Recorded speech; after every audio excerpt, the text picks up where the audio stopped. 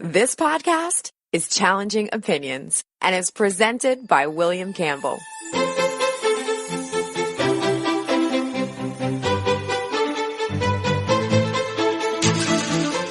Thank you for downloading the Challenging Opinions podcast for February 24th, 2020.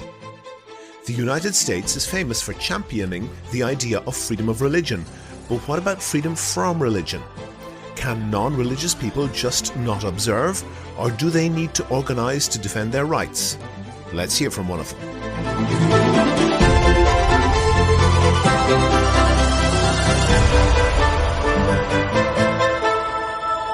Challenging Opinions is the podcast where ideas are tested.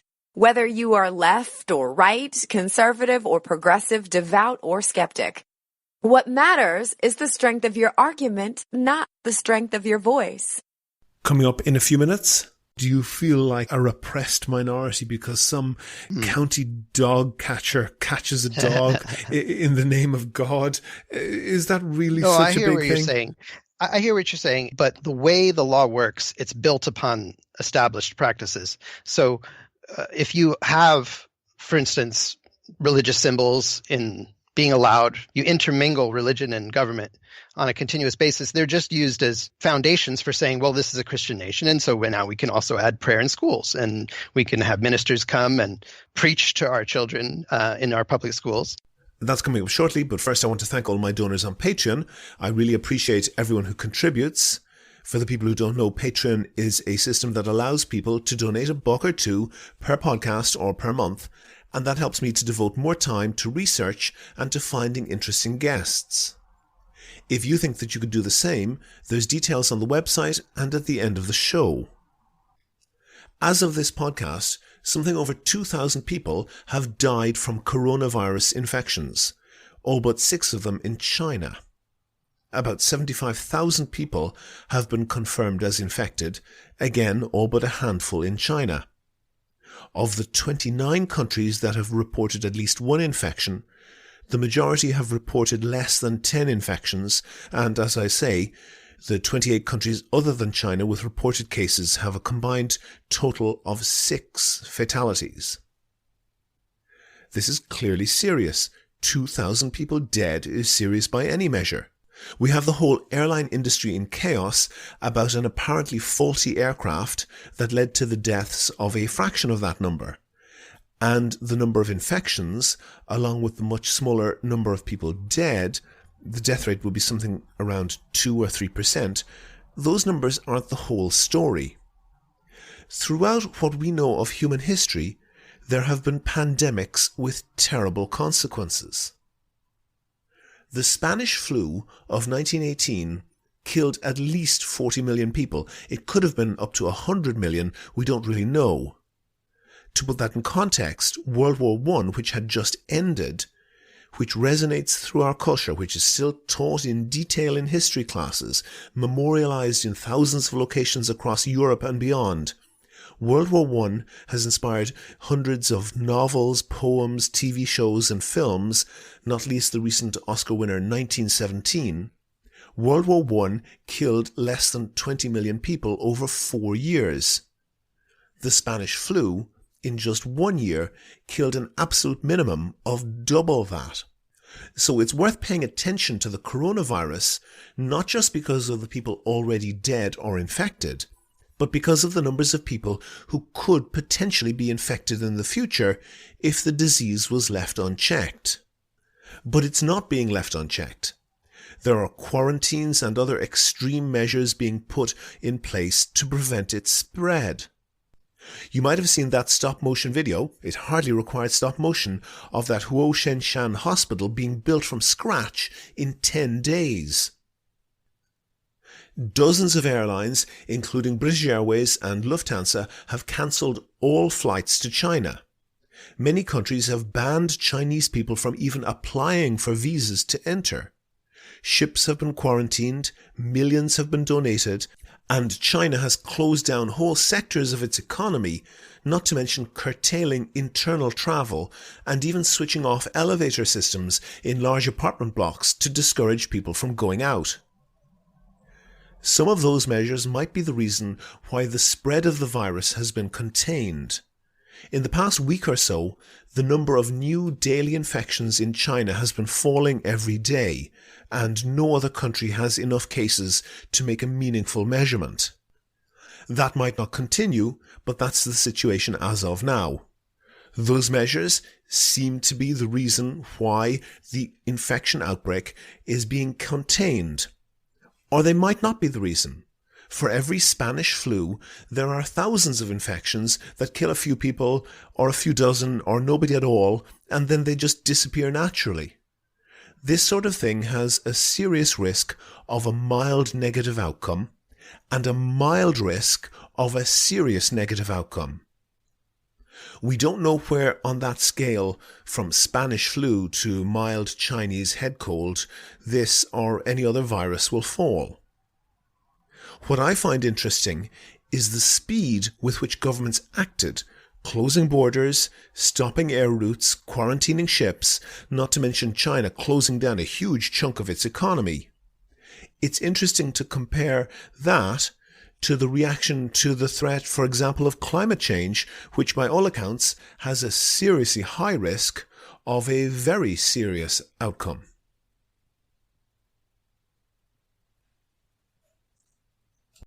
Do you agree? Do you disagree? If you want your point of view heard, email podcast@challengingopinions.com and say what you think. On a Skype line now, I have Roy Speckhardt. He's the Executive Director of the American Humanists Association. He's also the author of a book called Creating Change Through Humanism. So I guess, Roy, you're a good person to ask, what is humanism for people who don't really know? Sure. Yeah. Thank you for having me on. Humanism really is this progressive philosophy of life. It's not necessarily political philosophy or a religion.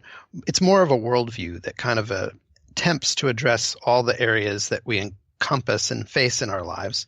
And so without theism or any supernatural beliefs, it affirms our ability and responsibility to lead ethical lives of personal fulfillment that aspire to the greater good of humanity. And, Kurt Vonnegut, one of our past presidents, used to say, I try to be a humanist by trying to be a good person and not expecting any rewards or punishment after I'm dead. And of course, as humanists, we tend to be not thinking that there's anything after this life. And so he meant it. Okay. I see the tagline on your website says, advocating progressive values and equality for humanists, atheists, and freethinkers. So does that mean that all humanists are atheists, or all atheists are humanists, or is there a distinction? There is a distinction. So humanists wouldn't all identify as atheists, although really the line is believing there's some supernatural entity that's going to control what's going to happen in my life that I can appeal to for changes. If you've taken that step, you've taken a step outside the bounds of humanism. But certainly humanists are atheists, agnostics, deists, you name it, pantheists, not so much believing in what we traditionally think of in religious contexts. But some non-traditional religious thinkers also qualify as humanists. But humanism is more than atheism, because atheism really speaks to a lack of belief, whereas humanism is a commitment to these basic principles of things like compassion, empathy, and egalitarianism. And of course, we get our knowledge from science, because it's the method that seems to work best. You've actually anticipated a question of mine there, because I know that one very well-known American atheist, Sam Harris, has a particular line that I think he's repeated many times when he's challenged to defend being an atheist. He says that there's nothing to defend. Being a theist just means that you believe in God, and being an atheist just means you're not convinced by that. So why do you need an organization? We don't have an organization for all the people who don't believe in the Easter Bunny. We don't have an organization for all the people who don't believe in Santa Claus. Why do you need an organization centered around something you don't believe in? Well, I would argue that humanism isn't exactly centered on something that we don't believe in.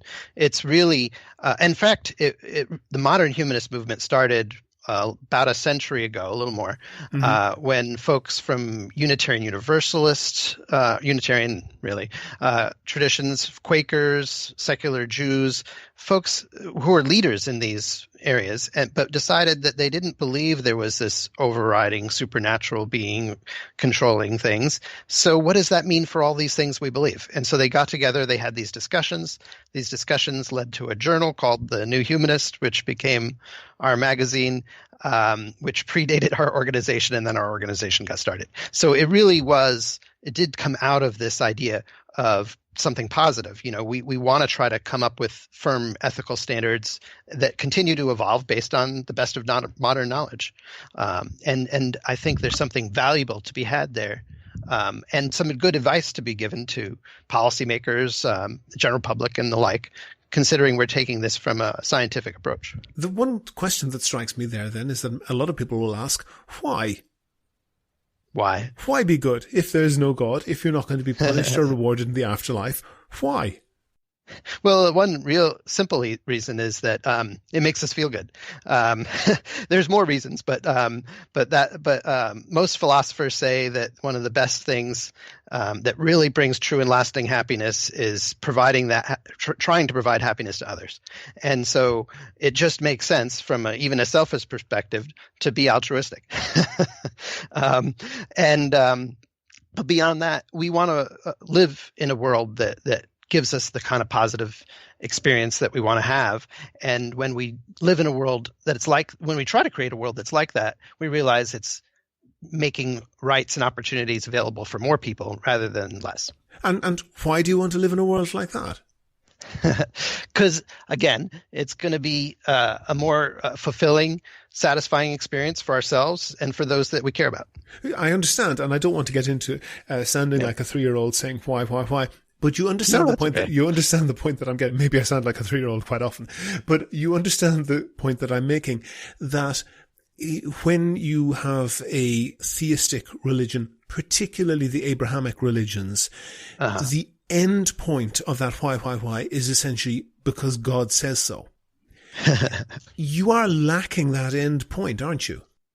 Well, yes, although I find that endpoint to be a lot less satisfying than ours. So that endpoint is because God tells us so, and we believe some interpretation of what God told us so. Like you're relying on ancient texts, divine revelation, very unreliable sources typically. Whereas we're trying to look at what works through trial and error. What makes our society better, what makes more people happier, and then going in that direction. What do you say? What do you say to the? I think it's a point that Jordan Peterson has made quite a lot. He might argue that actually, whether you know it or not, and whether you like it or not, you are a Christian. You are expressing Christian values that you have absorbed culturally, but you're just denying that they're Christian. Is that true? That's funny because I kind of feel like almost saying the same in reverse. That Christian values are really based on humanist values. When you think about... Oh, come on, they got there first. When you think about a careful read of the Bible, it could be interpreted in hundreds of different ways to mean hundreds of different things. Mm-hmm. And there's lots of conflicting concepts and ideas within it. So a human has to make some choices as to what parts they're going to read and what parts they're not, what parts they're going to follow and what parts they won't. And when they make those choices, they have to base those choices on something. And I would suggest it's really a more of a innate humanist reasoning that we have that suggests that we want to do good for others. We want to live life in a way that's fulfilling and makes us happy. And that those are the things that guide a lot of our decision making. And when we see through our own lifetimes of trial and error what works and what doesn't, we implement those things. And that's really the base understanding that is the reason why there's such commonality among religions throughout the world on some basic questions. On your website, you list a bunch of areas that you work in, that you do to promote your view of the world, including legal and legislative work. What sort of work is that, and why do you need to do it? Right. So we've been talking philosophy for a little here, and certainly humanism is kind of in that camp. But in a modern functional sense, the best way we can be there for humanists in the United States as well as in other parts of the world through organizations that exist there and an overarching body called Humanists International. We find that being an advocacy organization is really what humanists want from us. And so that's why we have legislative, legal, public advocacy elements to what we're doing. And what sort of public advocacy do you do? Can you give me examples? Sure. So, for instance, we do a lot of litigation. Last year, we celebrated a very important victory where we got it made clear that county commissioners in Maryland, which then is now applied to other city and county bodies and government meetings and so forth, can't just limit their invocations beforehand to those who are present if they're all Christians, because it excludes others. The Supreme Court a few years ago allowed... I didn't understand what that was there. When you say invocations, is that just when they're starting a meeting, they have a prayer, or what's the deal there? Exactly. So a few years ago, the Supreme Court allowed that some religious invocations can occur, but as long as they're open to all, to give those invocations, so that including secular and non-religious folks have to be able to participate in these. And so one of the ways that city councils and counties were trying to expand that so that they could have more specifically majority Christian prayers be the ones that get said is they said, oh, we'll just restrict it to the commissioners who can be the ones to give this invocation or prayer. And of course, in a lot of cases, that's going to be all Christian, and then it's going to exclude others. And so the courts ruled in our favor and said they can't do that. And so that was a key victory. Right. That's pretty small beer, isn't it? Do you think anybody really feels, I mean, I guess you're an atheist or a humanist, however you want to describe it. Do you really feel that your rights are being unfairly trodden on? Do you feel like a repressed minority because some county dog catcher catches a dog in the name of God? Is that really such a big thing? I hear what you're saying. I hear what you're saying. And again, maybe this is a little bit of a U.S. phenomenon, although it's similar with common law in Britain. But the way the law works, it's built upon established practices. So if you have, for instance, religious symbols in being allowed without any restrictions, you have these prayers before government meetings, you intermingle religion and government on a continuous basis. They're just used as foundations for saying, well, this is a Christian nation, and so now we can also add prayer in schools, and we can have ministers come and preach to our children in our public schools and without any restriction. And we would have, and we also fight against those and have a case that we're working on right now in that regard, where a parent asked the school to exclude their child from a minister-led rally at the school, essentially, and they refused and basically forced the child to participate. These things happen a lot, and unfortunately, they're based on these other smaller items that seem. So I mentioned it being a big victory because I think it excludes some of the foundation for the other types of things that we see. Tell me, what's the Boycott the Pledge campaign? So the Pledge of Allegiance, I pledge allegiance to the flag of the United States of America and to the republic for which it stands, one nation indivisible, with liberty and justice for all. Anybody who's seen a teenage movie or anything about high school, no matter where they live in the world, has heard this. For people maybe who don't know exactly what that is and where it came from, can you give the ancient history of the pledge?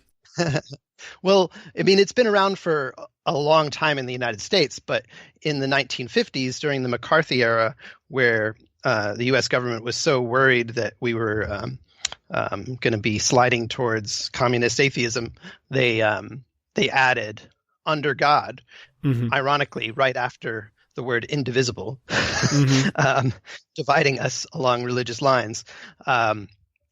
into the Pledge of Allegiance. And so that's what is part of the Pledge of Allegiance today all around the nation. Schools, most schools throughout the country start the day with it. And we suggest that that folks boycott the pledge until it's fixed.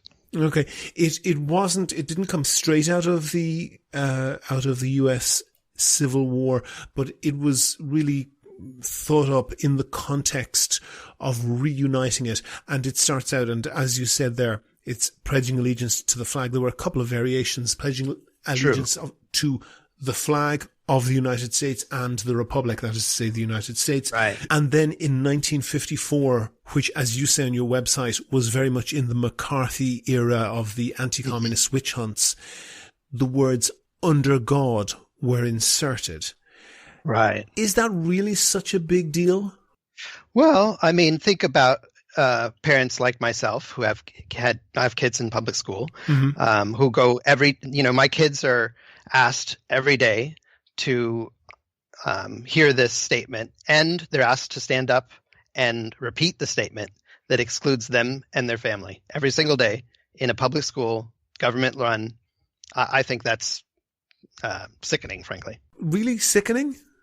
Yeah, I would go that far. Because, I mean, could you imagine someone in another protected class? And I don't mean to compare protected classes because I know they're all different in different ways. Mm-hmm. But can you imagine an exclusionary statement about a race or a particular faith built into a national motto that they're asked to stand and repeat every day? I mean, everyone would immediately recognize prejudice and discrimination. Hold on a second, Roy.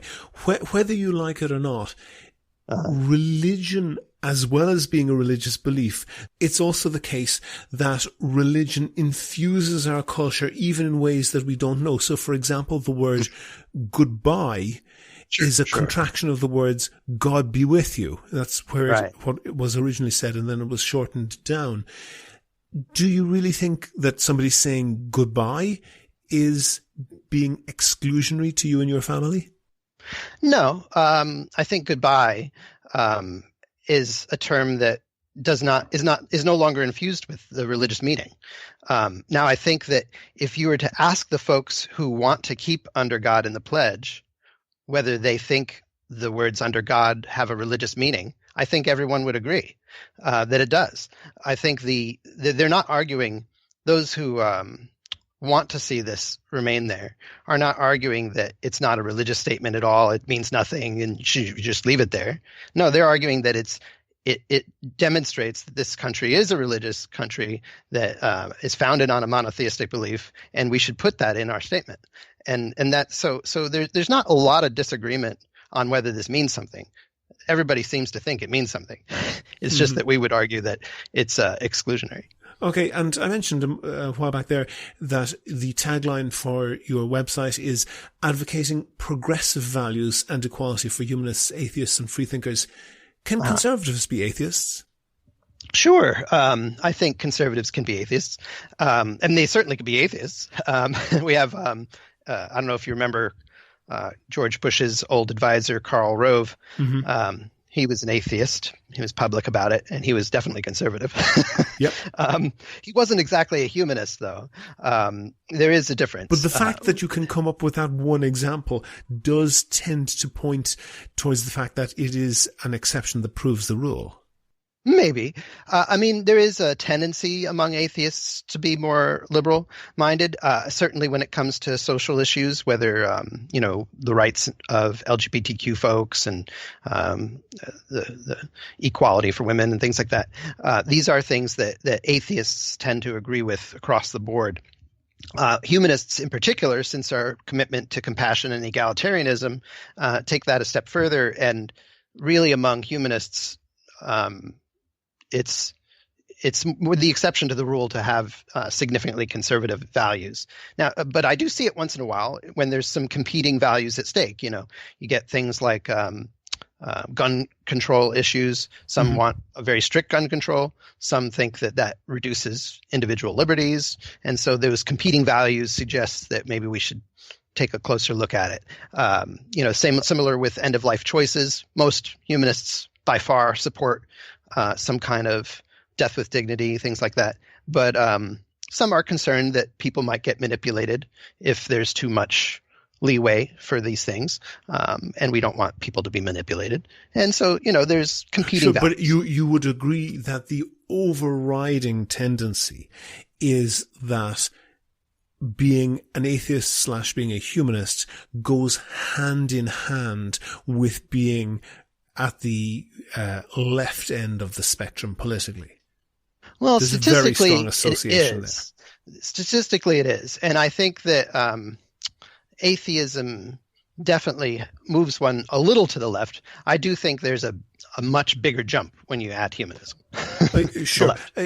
But isn't that a weakness? Because if you go to some other developed countries, this is not a political, it's just something that doesn't land on the political spectrum at all, particularly in European countries.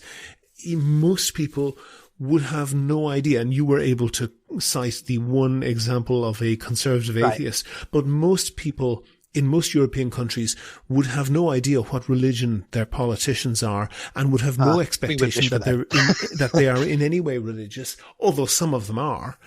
But the point being that, particularly in the United States, those two things are politically aligned, and that may be unhealthy.